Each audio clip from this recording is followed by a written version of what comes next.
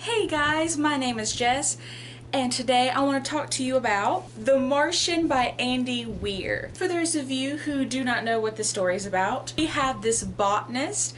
His name is Mark Watney. He's an astronaut who goes along with the Ares 3 group to Mars.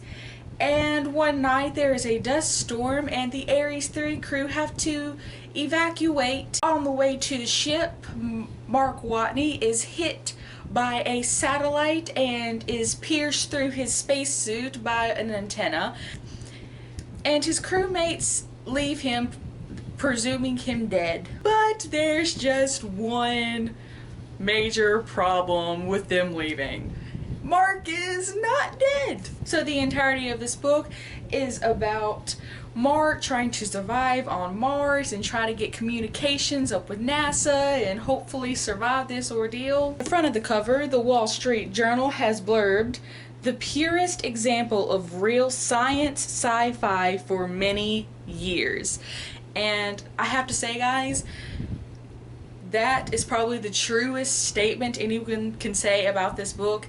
This is, when you think of sci-fi, this is where people need to start turning to. Science fiction is a very loose term in genre today. This was just a very good representation of that genre, and the 5 out of 5 stars. This book is definitely now one of my favorite books to read. I definitely see myself rereading this book in the future, and yeah, I will recommend this to anybody and everybody. That is it for the non-spoilerly section of this review.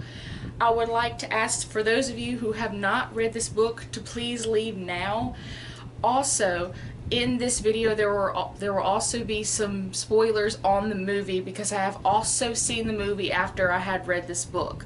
So for those of you who don't want to be spoiled on the movie, I would wait till you watch that and then come back and watch this review then. Okay, so bye non-spoilerly people, goodbye. I'd like to give a warning. In this video, the F word will be dropped a few times due to the fact that the narrator drops the F word repeatedly, so just wanted to give y'all the heads up. I don't really know where to start off with this, so I am just going to tell you how I got into wanting to read this book. I was not 100% sure that I was actually going to read this book. I had saw the trailer and I was like, ooh, that looks like a good movie. I want to go see it. And then I found out that it was actually based off the book, but I still wasn't 100% sold. What I do in situations like this, I go online and I usually look up, because usually they'll have the first 1 or 2 chapters as an excerpt online that you can read to see if you're interested in getting the whole book. And so that's what I did. I wanted to like read, maybe the first 1 or 2 chapters and see if I at least liked the narration, and if I liked the narration I was going to go get it. I didn't have to read past the first 3 lines. I immediately read the first 3 lines and I stopped reading. I was like, nope, I don't need to go any further. I'm definitely going to get this book. First 3 lines, I'm pretty much fucked.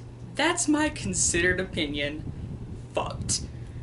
Right off the bat, I know this is going to be a good book. There are several little scenes similar to the opening scene throughout the book that are just unbelievably funny, sarcastic, and just amazing. And the way that Andy Weir brings in the science into this, let's be honest, from what I gather from everyone else's reviews on this book, the science, a lot of the times it will go over your head, but it is explained in a way where you're not really confused as far as what's going on. You don't really have to get the science exactly, the science aspect of it, but more of when he is describing it, this that he's describing, is this good or is this bad, and that comes across, and it comes across in a very amusing and appealing way for the reader. So you don't have to be a major in science to understand what is going on. I think the strongest aspect of this book is definitely the dark humor that he brings to it, and it's just so many moments where if any other character but this character that Andy Weir had created had been in the situation, it would have been one of those, you know, survival dramas, like, oh my god, like heart racing, like, and you still get that heart racing feeling from this book, but you're also, it's so originally done because of the character. I really think the main thing that I liked about this book that keeps this book really strong is not just the plot line, it's not just the science and how the story is told, but it's mainly done through the original character of Mark Watney. For example, the whole RTG thing. The RTG, let me explain what the RTG is. We are supposed to bury it 4 kilometers away from the hab because this and this reason. And he's like, we even put a flag so that way we're not dumb enough to accidentally come across it and dig it up. Next line. Yeah, so anyway, I went and dug it up. Came back, he had buried it back where it was supposed to be buried.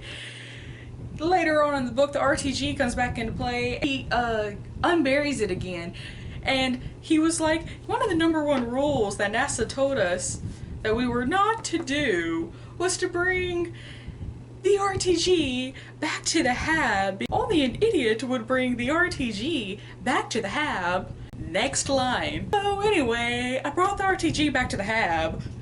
His reasoning with this, when he has the RTG back in the hab, he's using it to make a bath. He's like, this might be considered dangerous because the RTG could break and explode and I'm dead. But you know, it was created by NASA. And if I can't trust NASA, then who can I trust?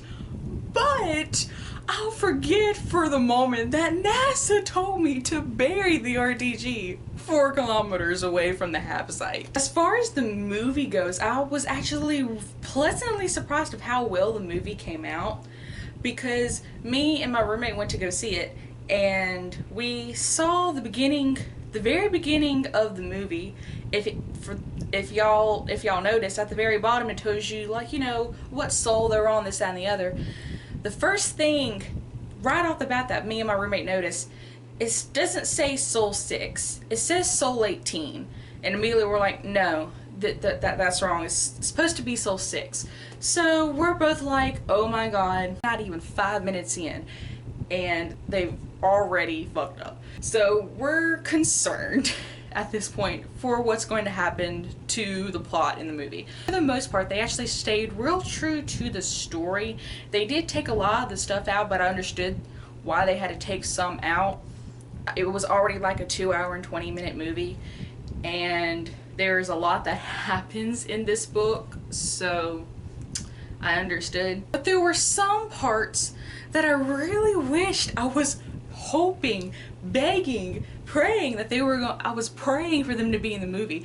One scene in particular that I was dying for them to put in the movie was the Staying Alive scene, the theme song, where I wanted to see him drilling the holes and singing staying alive, staying alive. I wanted to see that on screen. I was so excited about that. I didn't get the scene. That I was really, really, really wanting that scene, and I didn't get it. One scene they definitely did justice on, though, was when he first gets in contact with NASA through Pathfinder. I love this scene both in the book and in the movie. In the book, we have them having a conversation, going back and forth. We didn't tell the crew. We wanted them to focus on their mission. Mark Watney's response is, "What the fuck?" NASA tells him, "Mark, please watch what you say. The entire world can see what you are typing right now." And in the book, he puts, "Look, boobies," and he does the little like parentheses. I didn't think it could get better. I was in hysterics in the movie theater. Be careful what you say. Everyone can see what you're typing here. And he's like, huh. Oh, really? 2 seconds later, change to scene. We have one of the little NASA guys pacing back and forth with a phone in his hand, on the phone with the President of the United States. Mr. President, I'm sure he didn't mean what he said. Died laughing. We get to the end, and the whole Iron Man thing comes into play. In the book, he just kind of made like a line about it, which I loved the line, like, Commander, you don't understand. I would be flying around like Iron Man. Iron Man! And of course, you know, in the book we choose not to do that. Instead, we chose to blow a hole in the spaceship. But hey, whatever. I'm not sure how I like the fact that they I don't think I like the fact that they changed it in the movie. I see why they changed it in the movie, because it's more appealing on screen to see that. But the whole purpose of them blowing a hole in the spaceship was so that Mark didn't tear a hole in his spacesuit. I don't think I like the fact that they changed it, but I understood why they changed it. Same with the whole Commander going after him thing, Commander Lewis. In the book, I believe it was Beck who went to go get him, and in the movie they changed it to the Commander, but it made more sense for the Commander to go get him in the first place, because it ties in the whole, I left him there, I was the Commander, y'all were just following orders, so that it really tied in that storyline when she went to go get him at the end. So like I said, I understood why they did it. The Commander decides to blow a hole in the ship, and she calls over the intercom to Vogel and is like, hey Vogel, can you come back inside and make a bomb? Come again, Commander? Can you come back in and make a bomb?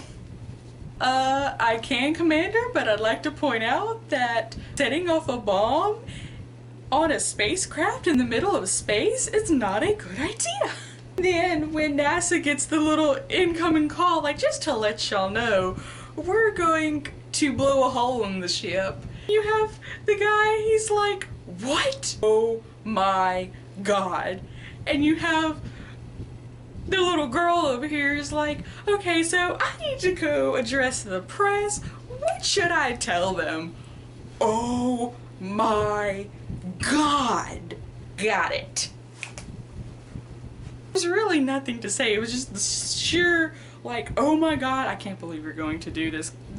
The one thing that I do have to say about the movie that I really liked more than the book is the ending.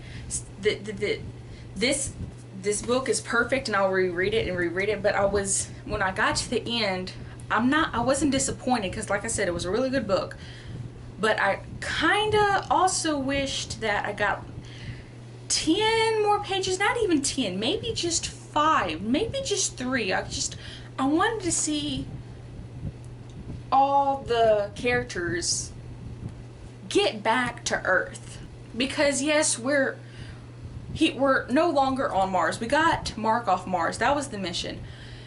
That was the whole purpose of the book. But at the same time, the danger of it all is still not technically over. We still have to fly all the way back to Earth in a spaceship that was not meant to last this long in space, that could still have technical problems, this, that, and the other. So I was really pleasantly surprised in the movie when they actually did a flash forward after all these events, and we get to see everyone and what they did when they got back to Earth.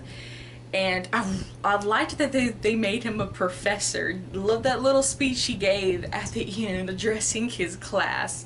That is it for my review on The Martian. I hope y'all enjoyed, and I would like to wish y'all a good night. Bye!